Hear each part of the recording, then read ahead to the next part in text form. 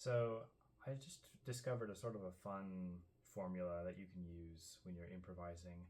I discovered that if in your left hand, for example, you're just doing octaves, you can do something fun in your right hand where you play inversions of sus chords. So you can do, like you could do this, which sounds pretty good.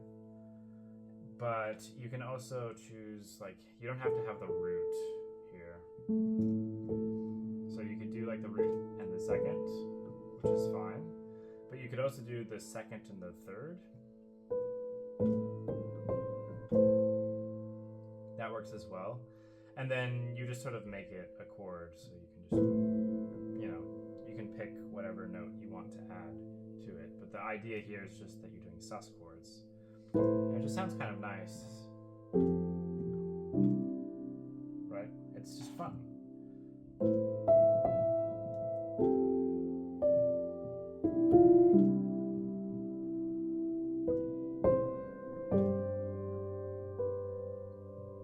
Right, so we just have a couple like second and third note sus chords, and then at the end we have a 4. But then something that I noticed is you can make this like spicier. Like one thing you can do is you can play that second, that suspended second. You can use that in the bass.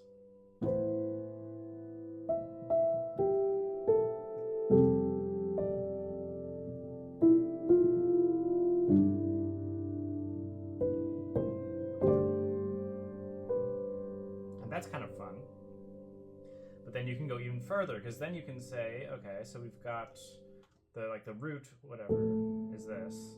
We're playing the second and the third, and then we're finishing off the chord down here. That gets a fun chord. We change the bass from an octave to now playing the sus2. And now we get this. But now we can go a step further, and we add the 5th. And instead of adding the 5th above the root, which would be like that, we add the 5th above the 2nd. So now we have, and now it's really fun. And you can keep on doing that, because now we get to here and we go.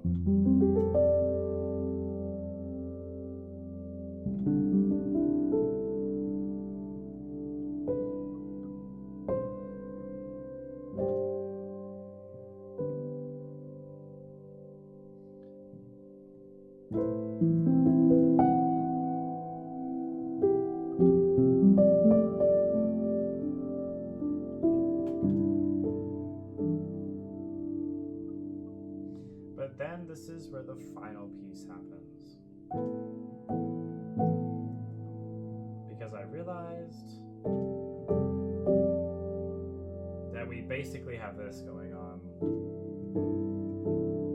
And what we notice is that we turned a second and a third into a root and a second with that 5th.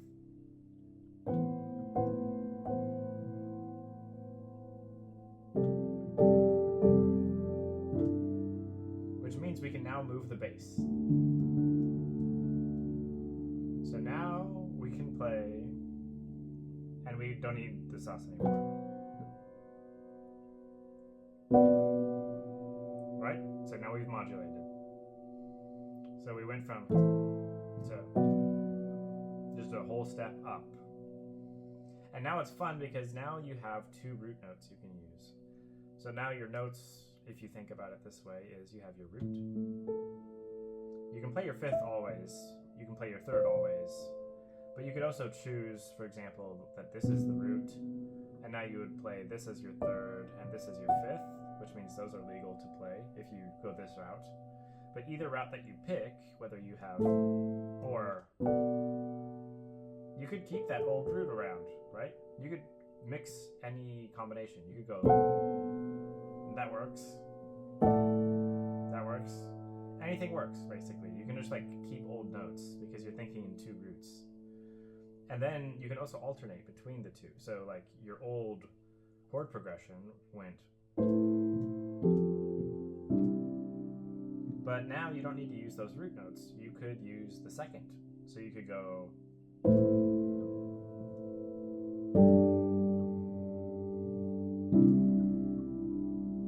So we just moved one of those roots a whole step up because we realized that if we're doing this anyway, then we can add the fifth, and then we can move the root up. And it's the same. It's doing the same thing.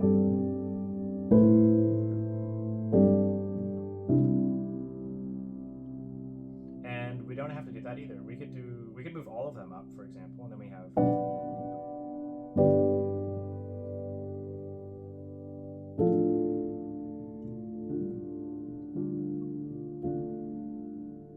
And then we can like do it again, and then go back to the old root, and then do the new root again, and now go to the old root.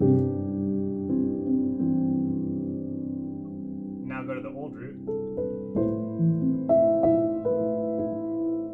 Now we go to the new root. Now let's go to the old root.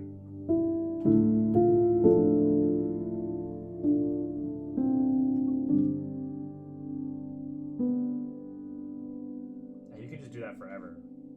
So it basically takes what used to be a bass line that went like this. Boom, boom, boom. And now we just added the note a whole step above each one of those. So now we can go like bum, bum, bum, bum, bum, bum. We can just do fun things like that.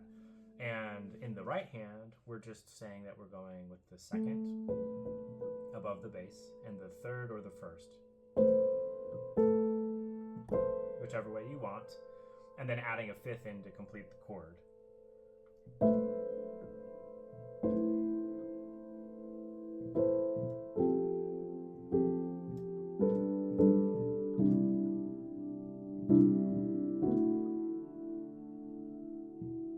It just sounds nice.